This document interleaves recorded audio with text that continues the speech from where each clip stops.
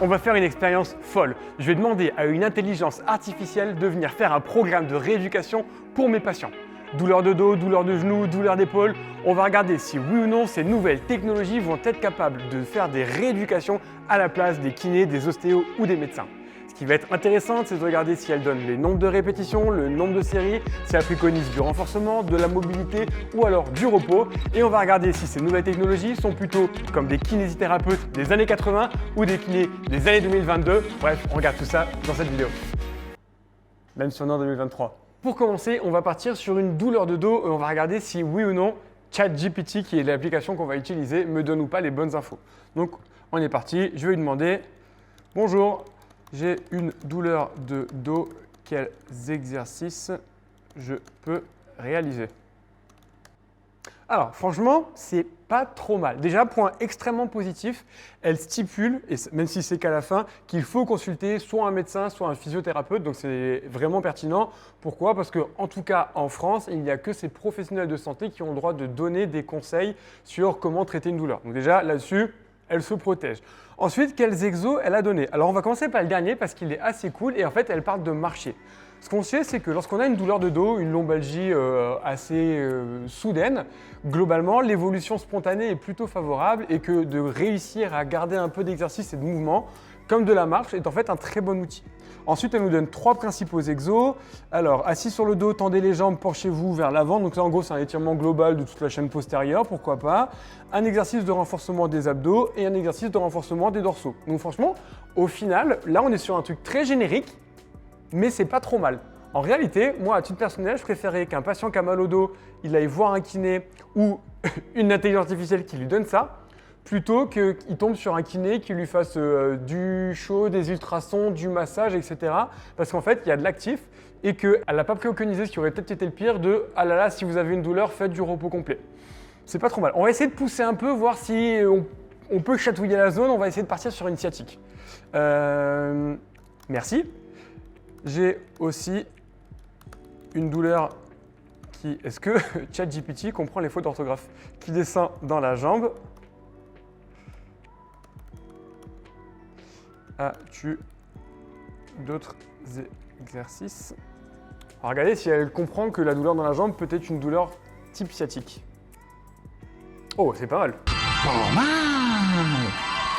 Alors, pas mal du tout. Déjà, elle a enchaîné la question précédente de mon mal de dos avec la douleur qui descend dans la jambe et elle me dit que globalement, ça peut être causé par une hernie discale ou une sciatique. Donc en fait, c'est tout à fait vrai. On a certaines douleurs qui peuvent descendre le long de la jambe qui sont dues à une compression du nerf sciatique par une hernie discale. Donc là, même si évidemment, il faut un bilan d'un thérapeute pour comprendre si oui ou non c'est le cas, parce qu'il y a d'autres choses qui peuvent faire ce type de douleur, elle a quand même fait le lien entre les deux.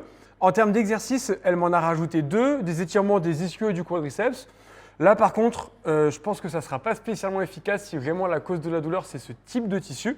Mais globalement, elle a quand même fait le lien. Elle me remet derrière qu'il faut consulter et elle a cette fois un petit paragraphe sur la douleur où globalement, elle me dit qu'il faut y aller progressivement, graduellement, pour éviter de causer plus de douleur. Donc là, je pense que l'intelligence artificielle n'est pas éduquée aux connaissances sur la douleur parce qu'on sait qu'un exercice peut être douloureux et malgré tout très efficace, là où elle a tendance quand même à dire qu'il ne devrait pas y en avoir. Donc évidemment, elle se protège. Mais bon, on va essayer d'aller voir un peu plus loin parce que moi, ce que j'avais voulu et qui m'aurait vraiment surpris, c'est si elle m'aurait donné des exercices de neuroménager. Donc là, je vais lui dire que j'ai une sciatique et puis on va voir si elle va aussi loin dans les types d'exercices qu'elle est capable de me donner. J'ai une douleur de sciatique. As-tu des exercices spécifiques pour me soulager? La sciatique est un trouble qui survient lorsque le nerf sciatique qui relie la colonne vertébrale à la jambe est comprimé ou irrité. Elle peut causer des douleurs dans le bas du dos, la fesse, la jambe. Il est important de consulter un médecin pour identifier la cause. Voici quelques exercices qui peuvent aider à soulager. Les étirements du nerf sciatique. Intéressant. Assis sur le dos, tendez l'une de vos jambes et saisissez votre genou avec votre main. Ramenez votre genou vers votre poitrine en gardant votre dos droit. Pertinent. Franchement, c'est un bon exo de neurodynamique. C'est pas celui que je donne le majoritairement à faire à mes patients en première intention, mais c'est un exercice où en gros, on va tendre ou pas la jambe et dans ce cas-là, qui va permettre de faire coulisser le nerf. Franchement, pas mal. Étirement des ischio-jambiers. Là, si vraiment il y a une grosse sciatique, ça peut soulager, mais ça peut aussi aggraver les symptômes. Donc, je ne l'aurais pas donné spontanément. Et elle me remet le renforcement des abdos et la marche. Donc, Une fois encore, elle n'est pas trop mauvaise. Elle a encore une fois fait évoluer les exercices. On va juste voir si elle me donne un dosage. Je vais dire combien de fois par semaine et combien de répétitions de ces exercices.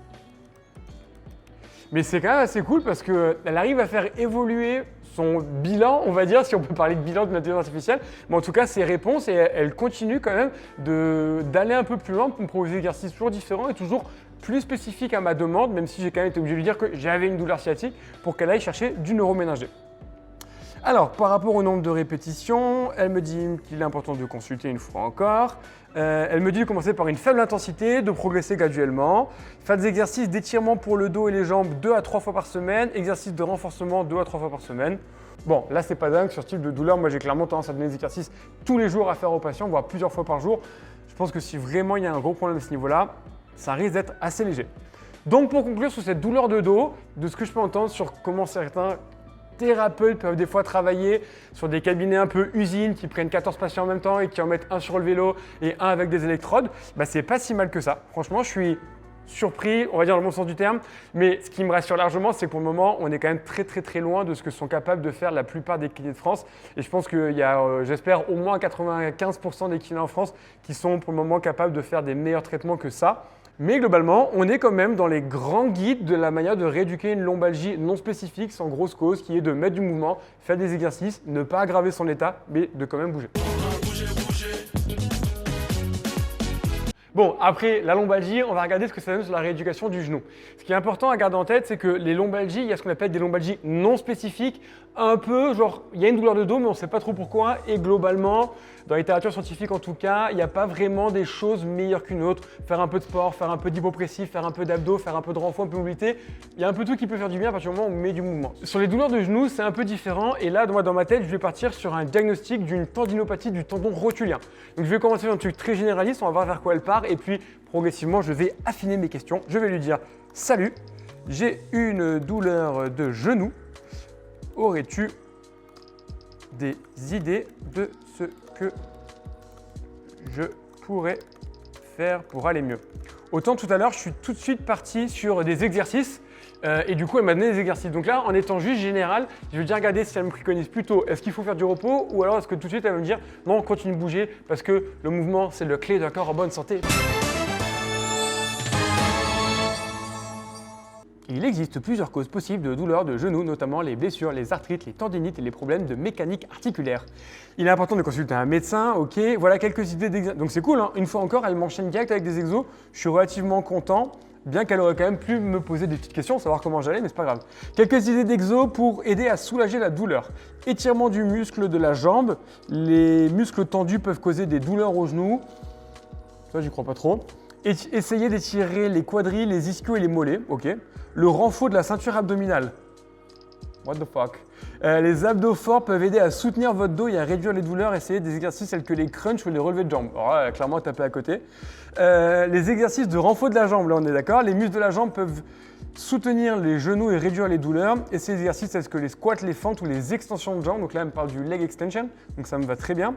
Et la marche, une fois encore, elle me remet la marche. Il est important de ne pas forcer sur les exos et de progresser graduellement pour éviter de causer plus de douleur. Bon, mis à part les abdos, je ne comprends pas où elle veut en venir. Je lui dis que j'ai une douleur et spontanément, elle me dit de quand même bouger. Donc ça, c'est plutôt cool. Le seul truc que j'aurais tendance à pas apprécier, bien globalement, elle me dit de bouger, donc j'aime bien, c'est qu'en plus de me dire de bouger, elle y met des explications qui sont un peu fumeuses. Les muscles tendus peuvent causer des douleurs de genoux. Ça, par exemple, ça sort de nulle part et ça peut d'ailleurs chez nos patients instaurer des fausses croyances avec quelqu'un qui va en permanence se dire il faut que j'étire mon quadriceps, c'est pour ça que j'ai mal au genou, alors qu'il n'y a pas vraiment de lien. Les abdos forts peuvent aider à soutenir votre dos et réduire les douleurs. Là encore, il y a une explication qui sort un peu de nulle part. Les muscles de la jambe peuvent soutenir le genou et réduire les douleurs. Ça, pareil. En théorie, ça peut aider, mais je ne suis pas sûr que ce soit vraiment ça qui crée des douleurs. On va voir si vraiment je veux voir, elle ne me le dit pas, mais penses-tu que le repos complet est une bonne solution? Je trouve ça très cool en tout cas qu'elle parte là-dessus. Elle me met, en fait, une fois encore, elle me propose un programme assez généraliste. Elle m'a un peu tout étiré, elle m'a un peu tout renforcé. Elle m'a même remis un peu d'abdos. Alors, je ne sais pas si c'est parce qu'elle sait que je fais toutes mes vidéos torse nu, peut-être. Mais en tout cas. Alors, le repos complet peut être nécessaire pour certaines blessures ou douleurs pour permettre à l'organisme de guérir. Cependant, il est recommandé de ne pas rester immobile trop longtemps car ça peut entraîner une perte de flexibilité et de force musculaire. Franchement, nickel, elle est meilleure que les kinés des années 80. Il est important de consulter un médecin et un physio. En général, il est recommandé de commencer par un repos modéré pour permettre à l'organisme de guérir, suivi d'un retour progressif à l'activité physique. Il est important de suivre les instructions des médecins. Donc là, je suis une fois encore très content. On va regarder si mon genou gonfle, donc le côté inflammatoire de l'articulation, ce qu'elle va répondre. En plus des douleurs, mon genou gonfle quand je fais des exercices. Donc là, elle me sort un peu tout ce qui peut créer des gonflements, elle me met des problèmes. Donc elle m'explique que c'est un œdème, elle m'explique que ça peut être de l'arthrite, un problème articulaire, mécanique, etc. Elle me parle d'arthrose en me disant que l'arthrose peut aussi être une cause. C'est plutôt bien. Ce qui est assez cool qu'elle me note, c'est qu'il est important de noter que si vous avez un gonflement qui s'aggrave avec l'exercice, il est important de consulter un médecin pour évaluer votre genou. Et ça, c'est pas mal. Globalement, moi, un patient qui a un genou gonflé, ça ne me dérange pas trop. Ce qui me dérange le plus, en fait, c'est que son genou change de volume après l'exercice.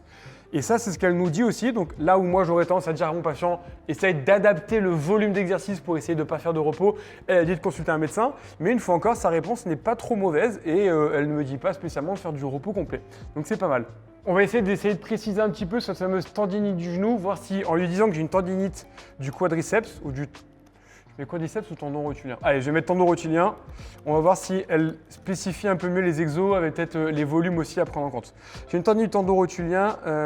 Quel type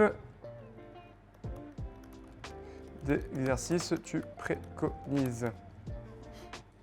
Bon, ce qu'il faut quand même prendre en compte, c'est que là, je tape en français, mais que normalement, c'est traduit de l'anglais. Donc, quand par exemple, elle me parle de l'enflure autour de la rotule, ou par exemple, tout à l'heure, certains exercices qui n'étaient pas très bien traduits, je pense qu'il y a aussi des petits problèmes de langage vis-à-vis de ça. Je pense qu'enflure, ça veut juste dire gonflement.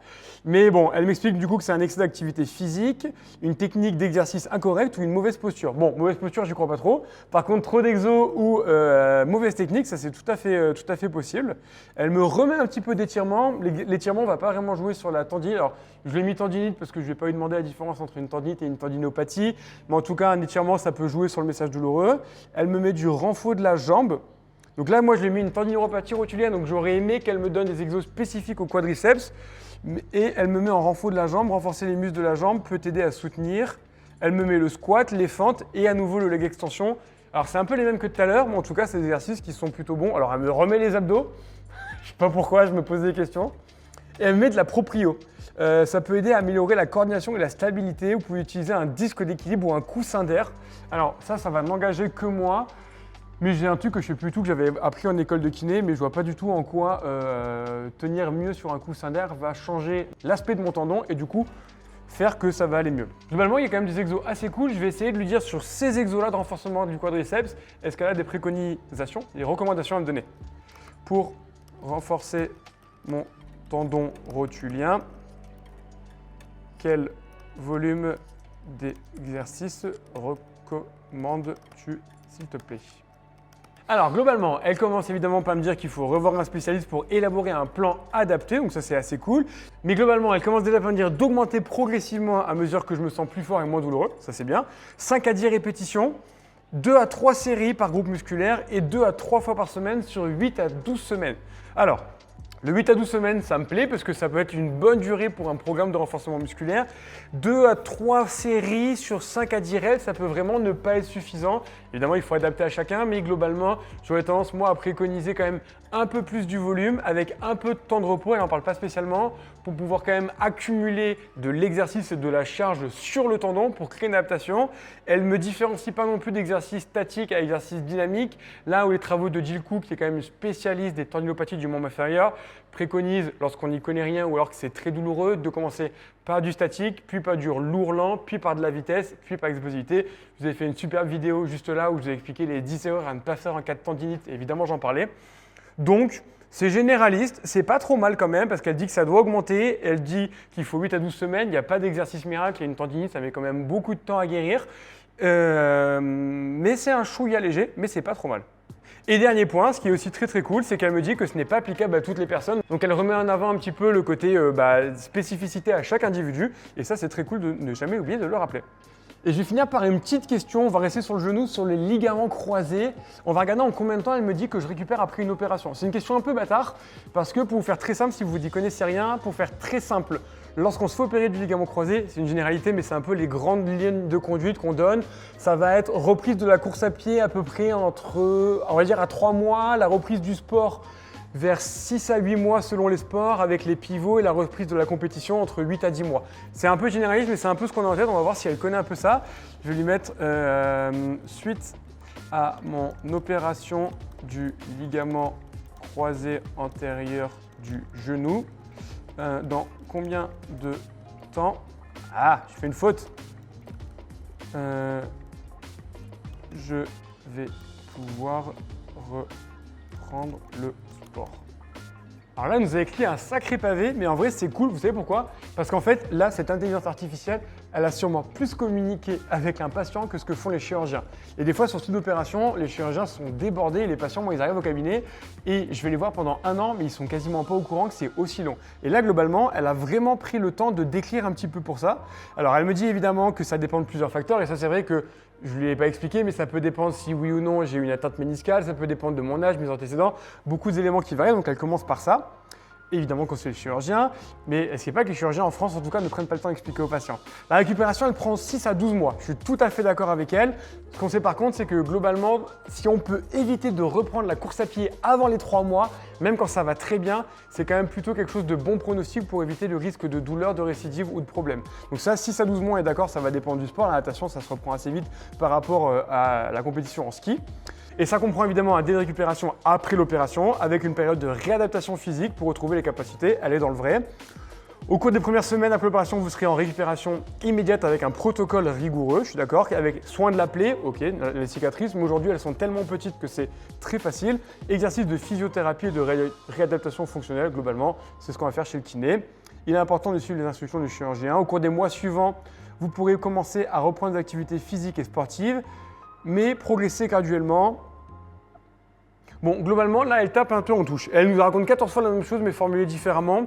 Elle n'a pas été très précise sur les délais, mis à part sur le sport entre 6 et 12 mois. Donc voilà, je voulais voir aussi sur ça, si elle avait un peu les grandes connaissances sur ces délais. Elle ne les a pas. Elle fait un truc vague, par contre, elle dit 14 fois, écoutez votre chirurgien et votre kiné, donc ça me va, elle délègue à des professionnels de santé. Donc voilà un petit peu pour cette analyse de cette intelligence artificielle. Sincèrement, je suis quand même surpris, agréablement surpris, oui, parce que c'est quand même pas si mauvais que ça. Il y a quand même des choses qui sont en accord avec les nouvelles recommandations sur la prise en charge plutôt de la lombalgie. Sur les exercices de rééducation du genou, elle a soit été très vague, soit quand même poussée en permanence à faire des exos, à trouver des exos, à adapter à chaque fois en fonction des douleurs et du ressenti. Là où des fois, on a des sportifs qui forcent, malgré que ça aille de moins en moins bien. Les coureurs, coucou à vous. Donc globalement, plutôt agréablement surpris. Est-ce que les kinés doivent s'inquiéter d'être remplacés d'ici peu? Franchement, non. On a encore de la marge, si ça c'est le mieux qu'on est capable de faire aujourd'hui parce que ChatGPT, tout le monde en parle en ce moment. J'ai vu des coachs sportifs qui avaient des programmes relativement bien faits, réalisés. Donc globalement, en termes de pro de santé, on en est encore loin et ça me rassure parce qu'évidemment, la prise en rééducation d'un patient douloureux, ça prend en compte l'état du corps, mais ça prend en compte aussi ce qu'on appelle le modèle biopsychosocial. Et là, en fait, le modèle fait beaucoup de biomécanique, de patho-anatomique, mais ne prend absolument pas en compte le côté psychosocial du patient que nous, professionnels de santé, on va prendre en compte, on va prendre en considération et qu'on va faire évoluer le long de nos rééducations avec par exemple une forte éducation à la douleur. Et ce qu'il faut savoir, cette vidéo, elle m'est venue après avoir discuté avec Bazinga qui a fait une excellente vidéo sur le sujet que je vous mettrai le lien juste là où il fait faire à cette IA un programme de sport. Donc je vous spoile pas, allez voir cette vidéo si vous voulez, elle est cool. J'espère que cette vidéo vous a plu. Si c'est le cas, comme d'hab, pensez à mettre un gros pouce bleu, posez-moi vos questions et dites-moi dans les commentaires ce que vous en avez pensé. Et comme d'hab, si c'est pas le cas, pensez à vous abonner à ma chaîne. C'est parti!